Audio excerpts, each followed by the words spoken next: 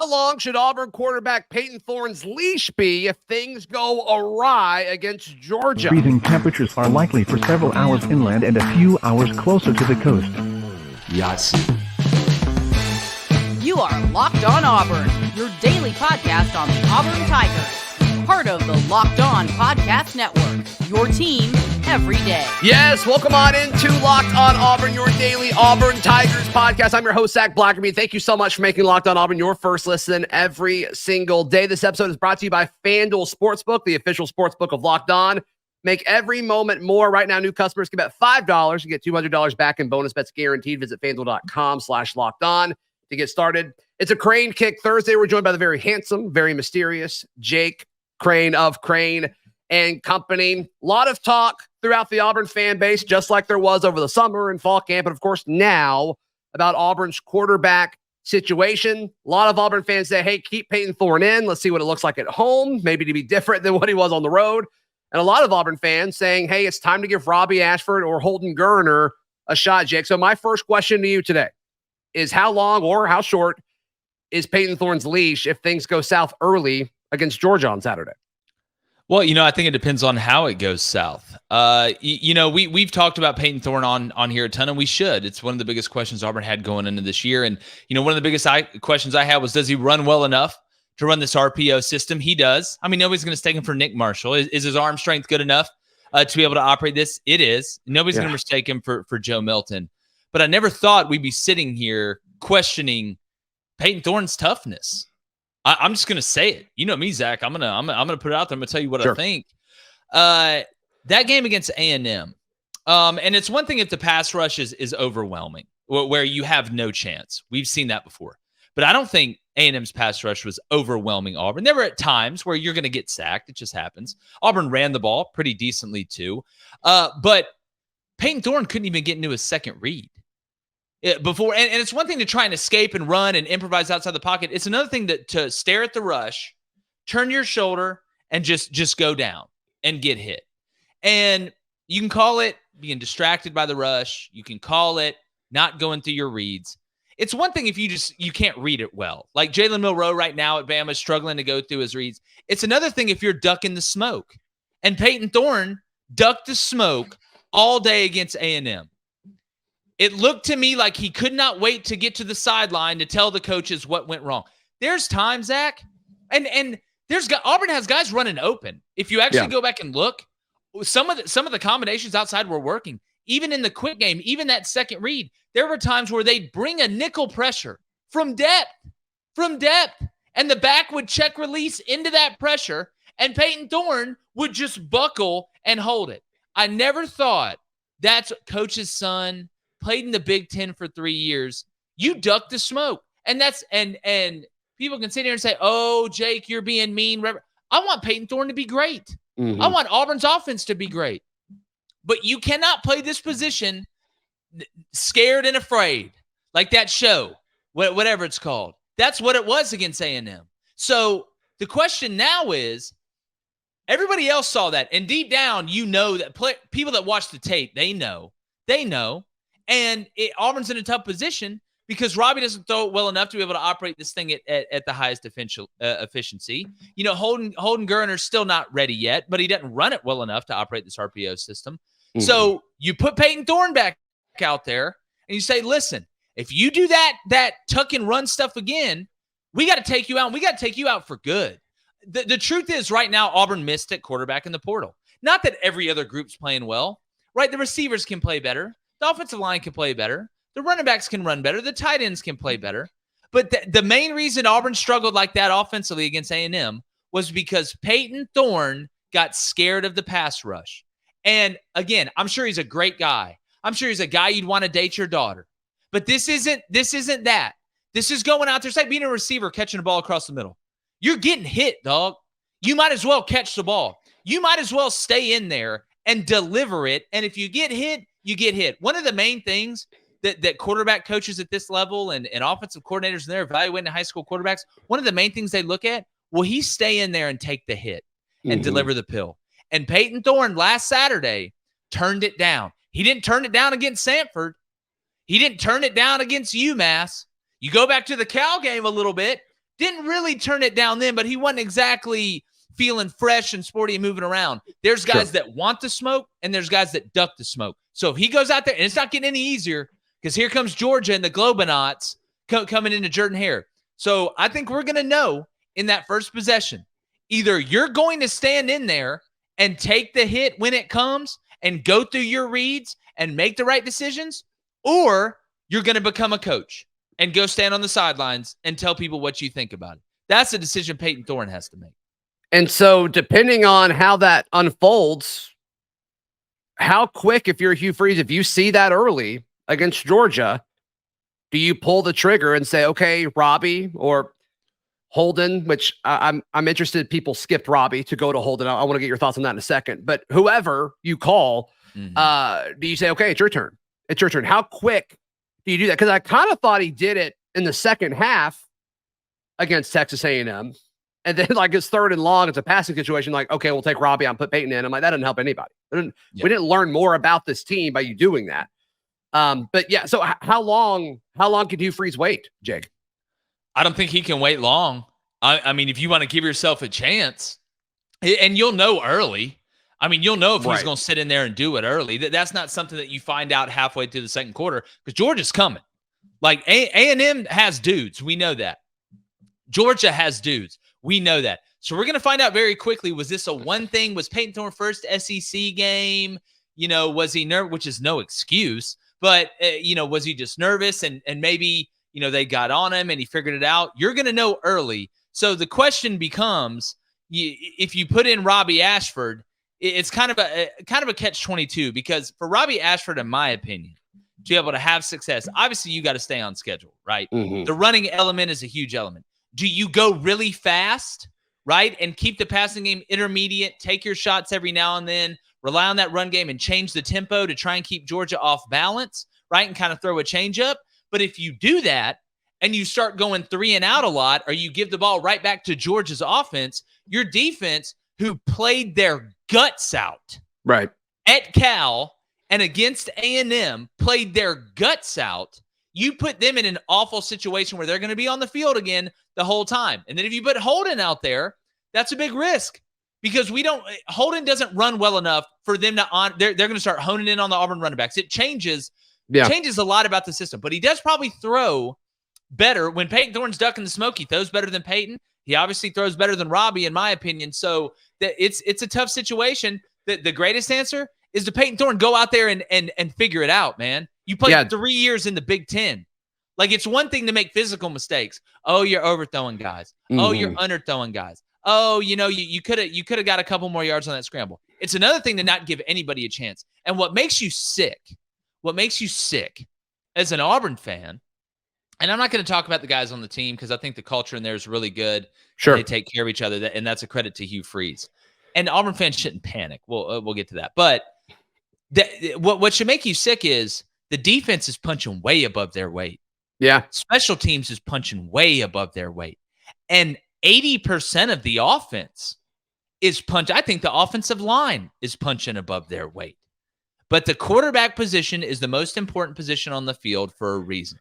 And right now, Auburn doesn't have one. Yeah, quarterback play really hurt the perception of this offensive line, Jake. The 6 or 7 sacks, depending on where you look. I think it's totally unfair to the offensive line. And look, they weren't perfect, right? They weren't perfect in pass protection, but they were way better than what that box score says. Because all the stats that show up in the box score for offensive linemen are bad, right? You've got to actually watch the game and watch the tape to determine if the offensive line was good or not. And to me, it passed the eye test if everything stays on schedule in the pocket, and it just didn't. Yeah, I mean, Hugh Freeze even said in his press conference, at one point, Jarquez was averaging 8 yards a carry against that A&M front seven. Listen, every pocket's not going to be perfect. Right. Like, there's going to be some pressure. There's times where you got to move around in the pocket and keep your eyes downfield and go to that second read. Or you know what? Throw the check down or throw the ball away. But you don't tuck and run and tuck and roll like it's a fire drill. I've never seen an Auburn quarterback do that.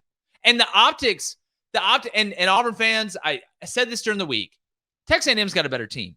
I thought Auburn in a lot of places played a lot better than what I thought they would. Sure. That's what makes it hurt the most. But the optics of how bad the offense looked because the quarterback was so bad for so much of that game.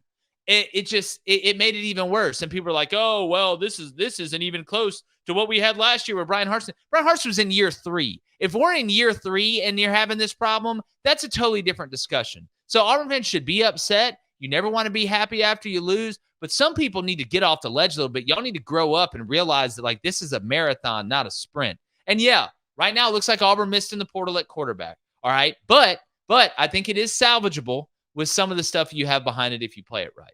Yeah. All right. I want to talk about, I think the line is interesting, Jake. I think the line is interesting. I don't fully get it. Maybe you can kind of help me get it a little bit better. We'll talk about that in a second, right here on Locked On Auburn. Today's show brought to you by our friends at FanDuel. You can snap into the action, whether it's the NFL, whether it's college football, with FanDuel, America's #1 sports book. Right now, new customers get $200 in bonus bets guaranteed when you place a $5 bet. That's $200 in bonus bets, win or lose. If you've been thinking about joining FanDuel, there's really no better time to get in on the action. You can bet on spreads with their free app. You can bet on player props with their free app, over-unders with their free app, and of course more. Visit FanDuel.com/LockedOn and kick off the NFL season. FanDuel, the official sports betting partner of the Locked On Podcast Network. Jake Crain, our guest on this Thursday. Speaking of FanDuel, speaking of lines, Auburn is just a 14.5-point underdog against Georgia. I'm shocked by this. I thought the line would be way bigger. Jake, I thought Auburn would be 17-20. If I'm just being honest with you, an extra score in there, an extra field goal or so in there. It's not the case. What is Vegas looking at here? Well, they have those two twins hidden under that casino that are hooked up like Avatar with, their hair touching, that they figure out all these lines. But I think it's a couple things. Now, this started out at 15.5 and got bet down on the sharp. So it's always it's multiple things, right? It's never just really one thing. Number one, it's a rivalry game, and Georgia's on the road. You always have to, especially at a place like Auburn and Jordan-Hare, you always have to factor that in. The second thing is Auburn's defense has been playing better than what a lot of people thought. Sure. It's becoming a pattern, which means that it's more likely it is what it is than it's just a flash in the pan a couple times, right? How many flashes in the pan before the pan's just flashing? The last thing, and you really saw Georgia take the training wheels off Carson Beck the second half of the South Carolina game. They had protected him the whole year, and it makes sense. I think Vegas is assuming this is Carson Beck. This is Georgia's first road game. Okay. Not only is it a road game, it's a hostile road game in a rivalry game. So I think Vegas is assuming that Georgia and Mike Bobo are going to protect Carson Beck, especially early in the first half of this game, which I think goes to the reason you're seeing that the spread is a little bit shorter than what people thought. So I think it's a combination of those three things. And with the new clock rule, you can limit possessions. If you look at the way that Auburn may play this, it may turn into, hey, our offense is struggling. We don't want the defense to be on the field a ton. How many times can we limit your possessions by utilizing this new clock rule? So you throw all that into the mix. I think that's where you got it. I'm interested to see where it finishes. I would not be shocked if it finished maybe at 16.5, somewhere around there, maybe even get bet up the closer we get to it. Especially if Auburn comes out and names a quarterback, which I don't know why you would do that. You don't have to do that. You might as well keep them guessing, even though Hugh Freeze has alluded that Payton Thorne's probably going to get another shot at it. And again, I hope he figures it out. I hope this was a one-time thing. I really hope it was, Zach. But that makes me nervous. Seeing that makes me nervous. But I think you add those things together, and that's why the spread is what it is. Well, it sounds like he's frustrated, Payton Thorne. And, I think some people respond to that and fix it. I think some people respond to that and it gets in their own head. We got to figure out who Payton Thorne is at this point, right? I mean, I think that's a mental and emotional toughness thing that we're about to figure out, because he doesn't want to be that guy, right? He came in. No, I'm sure he doesn't. Nobody wants to be that guy, right? Nobody wants to be that guy. I mean, but you were that guy against A&M. No question. Like, again, go back and watch the tape. Go watch the amount of times, even if you throw the check down, man, even if you throw the check down, you let the back get one-on-one in space with the slot or the safety or the will or whoever's there. Just don't fall down. Don't give nobody a chance and then run over the sidelines and be like, hey, man, this is what happened. Dude, we saw what happened, right? Fix it. I just don't know why you're this old and you played in the Big Ten, which is not exactly a bunch of little children running around in the Big Ten, why all of a sudden now you're duck, goose in the smoke? I don't get it. Yeah, and Jake, a narrative has popped up that I think is false. I think you'll agree. We'll see in just a second. Where people are like, oh, well, this is who he was on the road when he was at Michigan State. And this is who he was when he was on the road against Cal. And to me, it was different. There's a difference between not playing your best and missing guys versus what we saw him do on Saturday. Without a doubt. And you go back and watch the tape. Look, Payton Thorne isn't an All-American at quarterback, right? He's good enough, though, with what he does and the tools around him to be able to be successful in this offense. I'm not expecting you to go out there and be Joe Montana. I'm not expecting you to go out there and be Michael Vick, but I'm expecting you to be a tough ass. I'm expecting you to be a grinder. I'm expecting you to be a coach's kid who a lot of coaches' kids, especially playing quarterback, those are the guys that are the toughest. Say what you want about Bo Nix. Say what you want about Jared Stidham at times, but you'd have to peel them off the floor before they would just lay down and take it. I watched Payton Thorne at Michigan State. There were times where he had some games he didn't throw the ball well. There were some times he had games where he didn't make great decisions. There's been times this year where he struggled to read it. But I hadn't seen what I saw against A&M and looking at ghosts. And again, I hope he uses this, Zac. I hope this gets played in front of him. And if that's what it takes, then that's what it takes. But Payton, all Auburn wants you to do good, man. All Auburn wants you to do good. Stay in there and take it, man. Stay in there and man up and take it. You can't be falling. This is Georgia coming in here this week.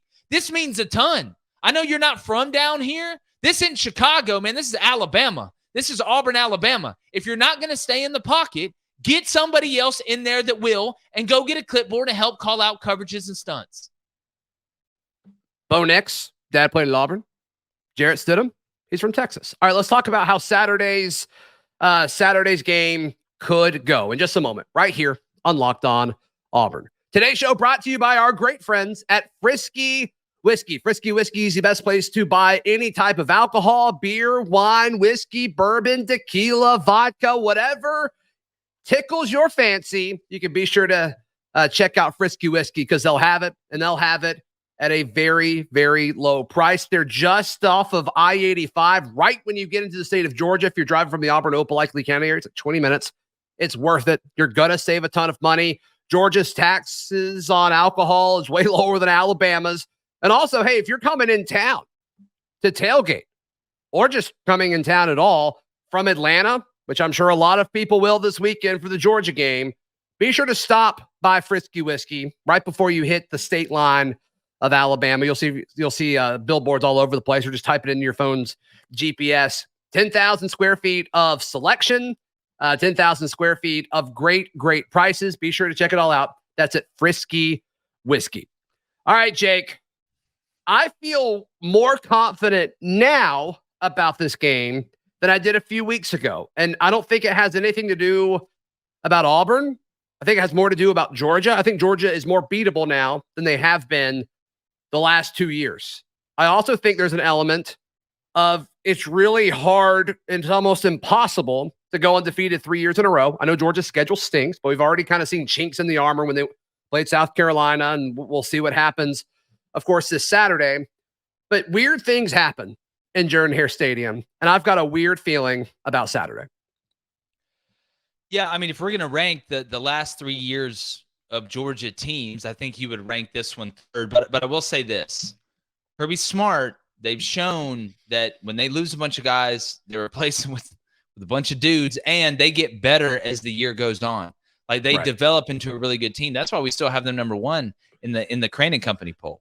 It's not like Michigan. Michigan returned a ton, right? Yeah. Georgia didn't return a ton. You're having to replace the quarterback. But in saying that, this is where the change in the schedule playing Georgia helps Auburn. Remember, it used to be right before Bama, where Carson Beck and them had time to go on the road. He can be in some of those environments. You can have people yelling, "You suck," and all this other stuff. This is your first rodeo, and it's the big rodeo, right? This is an Alpha Psi, and I love Alpha Psi. This PBR, all right? There's Red Bull here, all right? It's crazy. So I think you're going to see some penalties from Georgia early. That's, again, why I think they're going to try and protect Carson in this game, which is going to help Auburn hang around. But, again, if Auburn's quarterbacks show up and give them a chance, there is a way that Auburn can win this. They got a much better chance to find a way to use the Indian burial ground that is Jordan-Hare Stadium to witchcraft and wizardry their way to a win against this team than the previous two teams. I don't care if you played them in Auburn, in Athens, Greece, or in Narnia. Like, this is your best chance to beat Georgia. But it's going to come down to how well does the quarterback play. And a huge element of that I talked about yesterday, I believe, is running the football. I think Auburn can run the football on Georgia. Yeah, I think they can do it better against anyone else. So this Auburn offensive line is the best they've had in 3 years, in my opinion. Easily. This Georgia defensive front seven, and I hate to use the term worst because they're really good still. Right. Of the three, they are the lesser. So you would think that if Auburn has a chance to run it, I think he's about to empty the bag on this one. Like, there was a lot of stuff that formationally and motion-wise and combination-wise they did different against A&M. Do not be shocked if you see a bunch of trick plays in this game. I think he's going to empty, get the magic bag out, empty it. You'll have the rabbit come out of the hat. You'll have the flower that shoots water. You'll have the lady you saw in half. It'll have all that. Yeah. Give me a score prediction if you don't mind.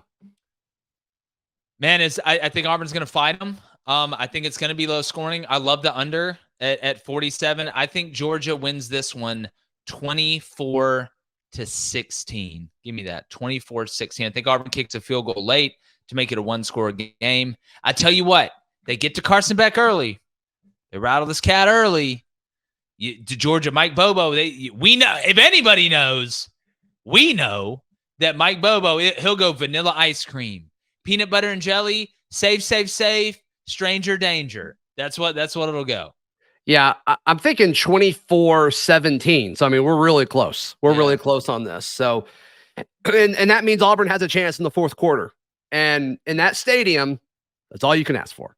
Who knows, man? Who knows? Like, if aliens landed on the 50-yard line at halftime, I'd be like, yeah, makes sense. I'm surprised it took them this long, honestly. Yeah, it's exactly. Well, it makes sense they're here. I knew y'all been here the whole time, you know?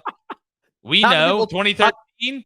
We know who's pulling the strings. Yeah, aliens, no question. Yeah. Jake, how can people check out everything you've got going on, buddy?